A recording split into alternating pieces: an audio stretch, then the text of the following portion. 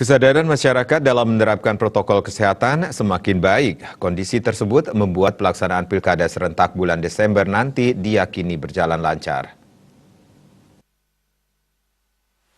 Sudah 9 bulan lamanya pandemi COVID-19 sudah melanda dunia, termasuk Pulau Bali. Berbagai sektor terdampak dan berakibat pada lumpuhnya perekonomian di Bali. Pandemi COVID-19 sudah mengubah kehidupan masyarakat yang kini harus taat dan disiplin dalam melaksanakan protokol kesehatan, yakni selalu menggunakan masker, wajib cuci tangan, menjaga jarak, dan menghindari kerumunan.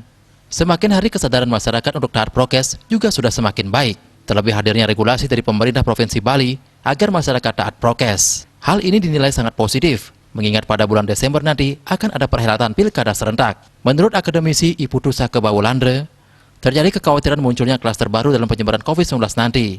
Dengan kesadaran masyarakat Bali yang sangat tinggi, pihaknya optimis pilkada berjalan dengan lancar. Nah, memang ada kekhawatiran bahwa pilkada ini akan menimbulkan klaster-klaster baru COVID-19 seperti itu.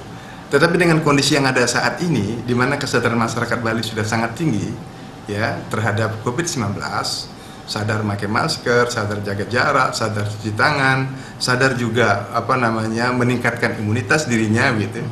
Saya optimis ya. Saya optimis karena masyarakat Bali sudah sangat menyadari bagaimana harus hidup baru ya di era COVID-19 ini. Peran desa adat juga menjadi kunci dalam memberikan imbauan kepada masyarakat agar patuh pada protokol kesehatan sehingga dapat mengantisipasi penyebaran COVID-19. Andika, Bali TV.